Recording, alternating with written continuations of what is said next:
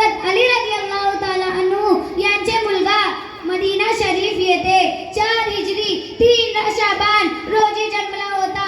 आमचे पैगंबराने 7व्या दिवशी त्याचे आजिका केली आणि त्याचे नाव हुसैन ठेवण्यात आले. आमचे पैगंबराने इमाम हुसैन याचे दोरात लाट टाकली आणि याचे कानात आजान दिली आणि शांतपणे म्हणाले, आमचे हुसैन हा तुझ्या आजोबाचा आवाज आहे म्हणून तो ठेवा.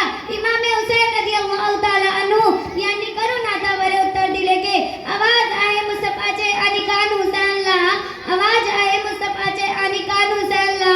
नाना कोणत्याही अत्याचारी व्यक्तीला इस्लामचे संविधान बदलायचे असेल तर हुसैन ते बदलू देणार नाही. जर यजीद सारख्या कुणाला कुराणची मान्यता पुसून टाकायचे असेल तर तो ती पुसू देणार नाही.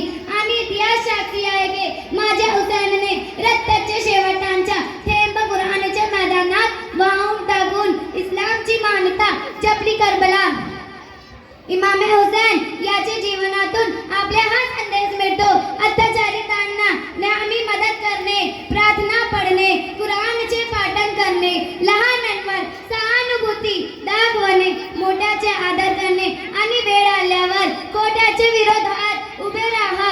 देवाचे इच्छेनुसार त्या वेळाची यजीदांची अंतरयात्रा निकेत कवीने इतक चांगला म्हणतात.